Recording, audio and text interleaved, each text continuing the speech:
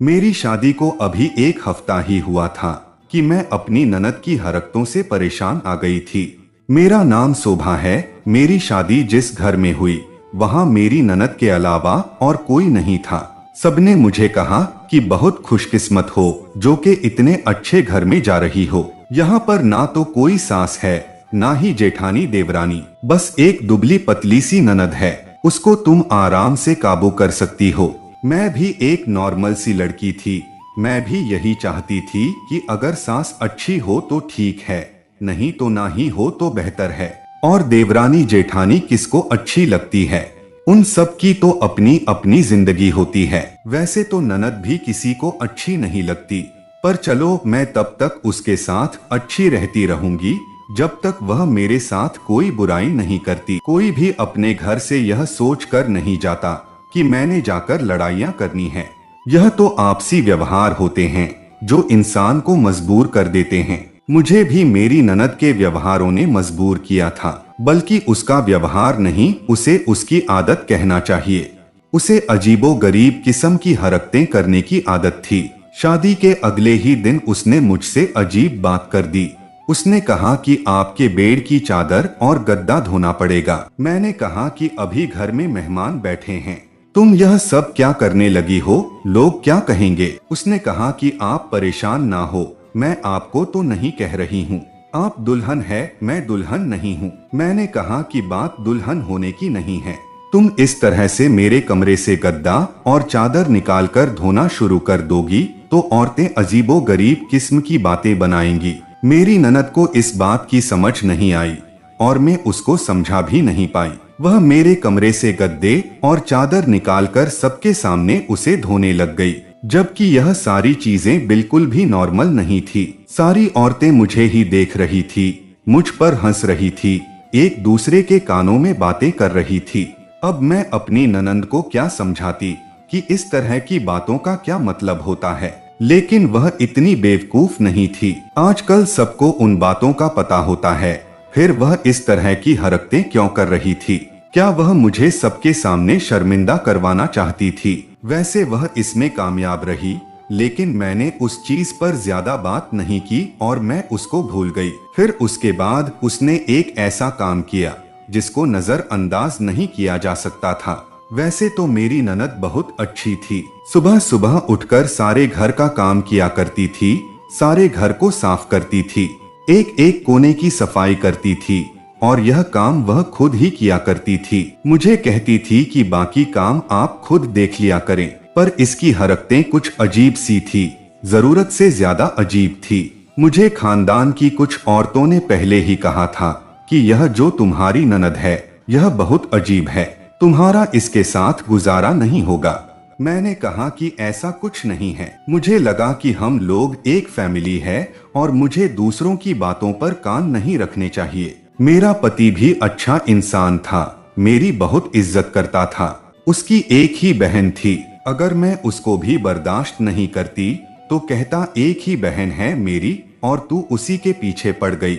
वह छोटी थी और मेरे पति को उससे बहुत मोहब्बत थी, इसलिए मैं अपने पति से भी उसकी कोई बात नहीं करती थी। अभी मेरी शादी को 2 ही हफ्ते हुए थे कि घर में एक अजीब हरकत होने लगी, और ऐसा अजीब काम करने वाली औरत कौन हो सकती थी? वह थी मेरी ननद। और वह काम यह करती थी कि जैसे ही मैंने नहाकर निकलती वह पहले से ही बाहर बैठी हुई होती थी। उस घर में एक ही बाथरूम था।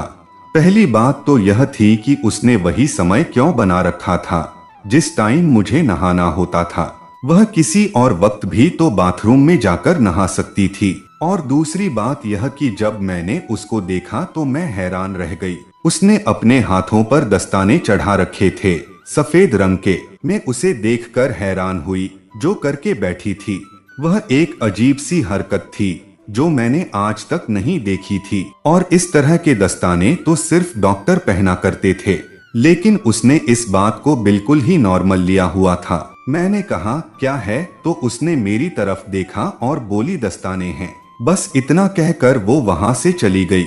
यह तो मुझे भी पता था कि दस्ताने हैं, लेकिन वह बाथरूम में जाने से पहले दस्ताने क्यों पहन कर जा रही थी?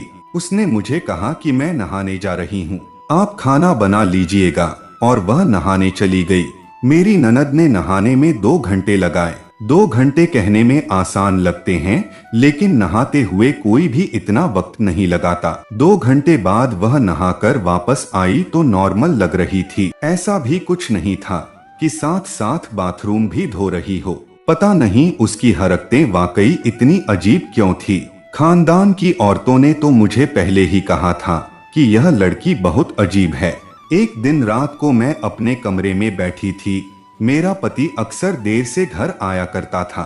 वैसे उस घर में बहुत बेचैनी सी होती थी। अजीब सन्नाटा था। ननंद अपने कमरे में बैठ जाती थी और मैं अपने कमरे में। पति सुबह का जाता, शाम को आता।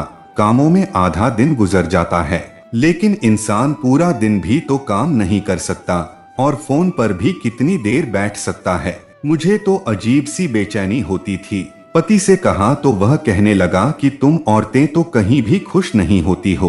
अगर जॉइंट फैमिली में शादी हो जाए तो कहती हो कि इतने सारे लोग हैं, हम उनके खाने बनाते बनाते थक जाते हैं, आराम कब करें। घर वालों की बातों से हमारे सर में दर्द होता है। हमारी कोई प्राइवेसी नहीं है। और अगर अलग घर में शादी हो जाए तो कहती है यहाँ पर आराम बहुत है, हम बोर हो रहे हैं, हम मर जाए तो कहाँ जाए। अपने पति की इस बात पर मैं हंसती थी। मेरा पति शायद आ गया था। उसकी मोटरसाइकिल की आवाज आई थी, लेकिन वह ऊपर नहीं आ रहा था। यहाँ तक के 10 मिनट गुजर गए और थोड़ी देर बाद मुझे मेरे पति की आवाज आई। मेरे पति ने मुझे चिल्लाकर बुलाया था। मैं सीढ़ियों से नीचे आई तो ननंद भी हाथ बांधे वहीं खड़ी थी। पति के चेहरे पर गुस्सा था। मैं समझ गई कि उसने कोई आग लगाई होगी और अब मेरी अदालत लग जाएगी। लेकिन मुझे सोचने पर भी याद नहीं आ रहा था कि मैंने गलती क्या की थी। मेरे पति ने कहा कि यह क्यों रो रही है, क्या कहा है तुमने इसको। मैंने कहा कि मुझे क्या पता क्यों रो रही है, आप ही पूछ ले। वह रोते रोते कहने लगी कि सारा दिन में घर के काम करती हूँ, इस घर को संभालने की कोशिश करती हूँ, कम से कम यह अपने हिस्से के काम तो कर सकती है ना, लेकिन ऐसा भी नहीं करती। अगर इससे बात करती तो लड़ाई बन जाती। मैंने कहा कि कौन सा काम मैंने नहीं किया। तुमने खाना पकाने को और किचन साफ करने को कहा था, वह भी साफ कर दिया। अब और क्या चाहती हो। तो कहने लगी कि इसने किचन साफ नहीं किया, जबकि यह बिल्कुल झूठ था। मैंने अपने पति की तरफ देखा। मैंने कहा कि मैंने किचन साफ कर दिया था, अपने हिस्से के सारे काम कर लिए थे। मेरे पति ने कहा कि बहस मत करो, जाकर काम करो, मुझे घर में लड़ाई नहीं चाहिए। सिर्फ 2 औरतें हो इस घर में, अगर फिर भी इस घर का माहौल खराब हुआ तो मैं तुम दोनों के साथ सख्ती से पेश आऊंगा। मैं थका हारा इसलिए आता हूँ तुम लोगों की लड़ाइयाँ सुनूं। मैं सीधी वहाँ से किचन में चली गई और जब सामने देखा तो कदमों तले से जमीन निकल गई, क्योंकि किचन तो बिल्कुल साफ था। मेरे गले से आवाज निकलते निकलते रह गई। दिल तो किया कि पति को अभी बुलाऊं और ननद को भी, और पूछूं कि कहां से गंदगी मची हुई है, लेकिन फिर सोचा कि उसने जो करना था वह कर चुकी है। मेरे पति के सामने मुझे शर्मिंदा भी करवा दिया और डांट भी पड़वा दी थी। बात करने से क्या फायदा है। किचन बिल्कुल साफ था, इसलिए मैं वापस कमरे में आ गई। पति ने पूछा कि काम कर लिया है तुमने, तो मैंने कहा कि हाँ कर लिया है और चुपचाप सो गई।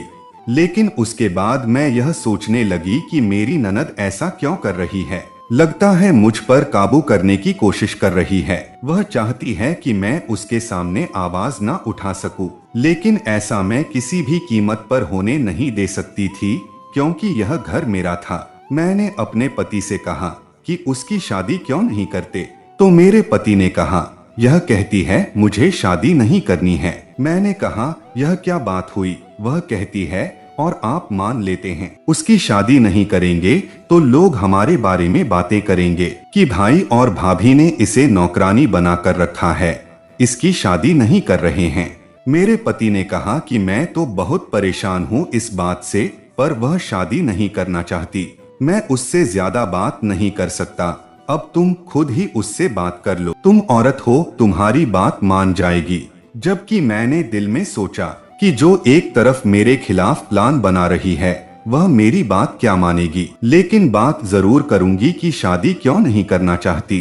अगले दिन मेरी ननद बैठी बर्तन धो रही थी, तो मैंने उससे बातों बातों में पूछा कि शादी क्यों नहीं करना चाहती। तो उसने अजीब सा जवाब दिया। उसने कहा कि शादी बहुत अजीब सा काम है। मैंने कहा अजीब से काम से क्या मतलब है? तो कहने लगी कि शादी मेरे लिए नहीं बनी है, मैं शादी नहीं करूंगी, मुझे शादी के बाद की रूटीन नहीं पसंद है। ननद से बात करते हुए मैंने ध्यान दिया कि वह बर्तनों को कुछ ज्यादा ही साफ कर रही थी। एक बर्तन को दो दो दफा धो रही थी। खैर मेरी ननद ने यह भी रूटीन बना रखी थी कि जब मैं बाथरूम में नहाने के लिए जाती तो पहले से ही बाहर बैठ जाती थी।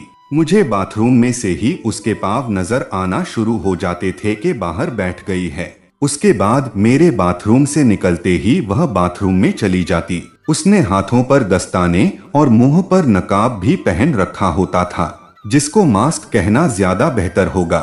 यह समझ नहीं आ रही थी कि वह क्या कहना चाहती थी। क्या वह मुझे यह महसूस करवाना चाहती थी कि मैंने बाथरूम में कुछ ऐसा कर दिया है जो वो बर्दाश्त नहीं कर पा रही है। खैर दिन इसी तरह गुजरने लगे और एक दिन कुछ बहुत ही अजीब हरकत हुई। वैसे तो मेरी आदत थी कि मैं जब नहाने जाती तो नहाने के गंदे कपड़ों को भी अच्छी तरह लपेटकर सारी चीजें उठाकर बाहर ले आती थी, लेकिन आज मैं बहुत जल्दी में थी क्योंकि मुझे मेरे पति की कॉल आई थी। मेरे पति ने मुझे कहा था कि तुम आज तैयार रहना, मुझे आधे दिन की छुट्टी मिली है, हम कहीं घूमने जाएंगे। मेरा पति मुझे कहीं बाहर ले जाने वाला था, इसलिए मुझे जल्दी जल्दी नहाकर तैयार भी होना था। शादी के शुरू के दिन थे। मैं बहुत ज्यादा खूबसूरत लगना चाहती थी। कभी कभी तो मुझे लगता था कि मेरी ननद मेरी खूबसूरती से जलती है, तभी मेरे खिलाफ इस तरह की हरकतें करती है। जल्दी जल्दी में आज मैं गंदे कपड़े और कुछ जरूरी चीजें बाथरूम में भूल आई थी। कुछ मिनट बाद मैंने देखा तो मेरी ननद बाथरूम के अंदर ही थी। बाथरूम का दरवाजा बंद तो था, लेकिन शायद अंदर से लॉक नहीं किया गया था। मैंने हल्का सा दरवाजा खटखटाया। जब उसने दरवाजा नहीं खोला और ना ही कोई जवाब आया तो मैं अंदर ही दाखिल हो गई। मगर सामने का मंजर देखकर तो मैं हैरान ही रह गई। मेरी ननंद ने हाथों पर दस्ताने चढ़ा रखे थे, चेहरे पर मास्क पहन रखा था और वह मेरी चीजों को इस तरह से उठाकर कूड़ेदान में डाल रही थी जैसे वह दुनिया की सबसे गंदी चीजें हैं। बस अब मुझे गुस्सा आ गया और मैंने कहा कि यह क्या कर रही हो, लेकिन उसने मेरी चीजों को पहले ही कूड़ेदान में डाल दिया था। मैंने कहा कि ये मेरा नया सूट था, तो कहने लगी कहाँ से नया था, ये तो बहुत ही ज्यादा गंदा था। आज मेरा सब्र टूट चुका था। मुझे यह सूट मेरे पति ने शादी के तोहफे के तौर पर दिया था। मैंने कहा कि कहीं तुम पागल वागल तो नहीं हो गई हो, तुम किस तरह की हरकतें कर रही हो। मेरा नया सूट कूड़े में डाल दिया और फिर मुंह भरकर उसको गंदा भी कह रही हो। तुम्हें पता है यह सूट मुझे तुम्हारे भाई ने गिफ्ट में दिया था। मेरी ननद कहने लगी कि अपने गंदे हाथों से मुझे हाथ मत लगाओ। मैं यह बात सुनकर हैरान रह गई, क्या मेरे हाथ गंदे थे? उसने मेरा हाथ झटक दिया और अपने बाजू को कुहनियों तक धोने लगी और कहने लगी तुम तो बहुत ज्यादा गंदी हो। आज तो मैं गुस्से से भर गई, साथ ही मेरा पति भी आ गया। मैंने उसको सारी बात बता दी। वह भी हैरान हुआ कि बड़ी भाभी से किस तरह की बात कर रही हो। तो उसने अपने भाई को भी कह दिया कि आप जब घर आते हैं तो पहले आते ही नहा लिया करें। मेरे पति ने कहा कि चलो यहाँ से इसके साथ लड़ाई झगड़ा करने की जरूरत नहीं है। मैंने कहा कि ठीक है और मैं कमरे में आ गई, लेकिन मुझे बहुत गुस्सा आ रहा था।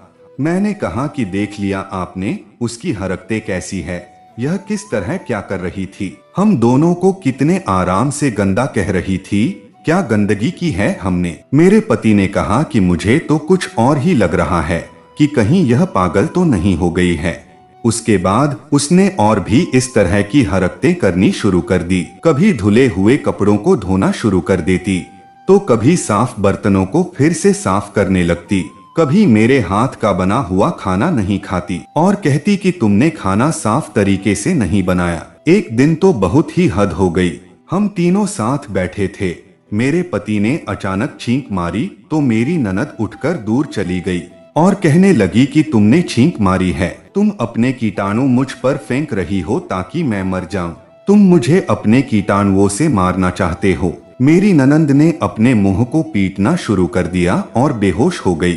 हम लोग तो हैरान रह गए। डॉक्टर के पास ले गए तो डॉक्टर ने कहा कि इसको ओसीडी नाम की बीमारी है, जिसमें इंसान बहुत ज्यादा सफाई पसंद करता है और अगर कोई उसके सामने छींक भी मारता है तो वह कहता है कि मैं मर जाऊंगा, मुझे कीटाणु लग जाएंगे। तभी तो मेरी ननंद बार बार चीजों को साफ करती थी और बाथरूम में भी मेरे जाने के बाद चीजें साफ किया करती थी। मेरे सामान को भी उसने गंदा समझकर कूड़े में फेंका था। उसको बीमारी थी जो अब बहुत ज्यादा बढ़ चुकी थी। डॉक्टर ने कहा कि कुछ दिनों के लिए इसको यही रखना होगा, यह आप लोगों के साथ रहने के काबिल नहीं है। उसके बीमारी का इलाज शुरू करवाया गया। वह आहिस्ता आहिस्ता ठीक होने लगी। मेरी ननद को सफाई की बीमारी थी और मैं ना जाने क्या समझती रही। उसे तो मदद की जरूरत थी। फिर हमने उसका ख्याल रखा, मोहब्बत और प्यार से उसको समझाया, लेकिन यह सब कुछ बिल्कुल भी आसान नहीं था। डॉक्टर ने कहा कि आपकी ननद के माँ बाप इस दुनिया में नहीं है, वह दुखी रहती है। इंसान जब इस तरह के गमों से गुजरता है तो फिर उसका दिमाग उन गमों से लड़ने की कोशिश करता है। हर इंसान का अपना तरीका होता है और इसी तरह इंसान इस तरह की बीमारियों का शिकार भी हो सकता है। मेरे पति ने बताया कि हमारी मम्मी को भी सफाई सुथराई का बहुत शौक था। शायद इस बात से भी मेरी ननद की बीमारी का कोई ना कोई संबंध जरूर था। हमने उसका इलाज करवाया, उसको प्यार मोहब्बत दी, वह पहले से ठीक भी हो गई। डॉक्टर ने कहा कि इस तरह के मरीज ठीक हो जाते हैं लेकिन फिर से बीमार भी हो जाते हैं। अभी वह हमारे साथ ही रहती है और अच्छे तरीके से पेश भी आती है। हम भी उसकी इस बीमारी का बहुत ध्यान रखते हैं, लेकिन पता नहीं उससे शादी कौन करेगा, क्योंकि किसी को बिना बताए उसकी शादी करवा देना तो धोखा ही होगा ना, और बाद में हमारी बहन के लिए ही मसला बनेगा। इसलिए हम किसी को धोखा नहीं देना चाहते। वह एक मरीज है, उसको खुद भी नहीं पता कि उसके साथ क्या हो रहा है। मैं उसके लिए प्रार्थना करती हूँ और उसका ख्याल भी रखती हूँ। तो दोस्तों, ये कहानी आप लोगों को कैसी लगी है, कमेंट करके आप लोग जरूर बताइएगा।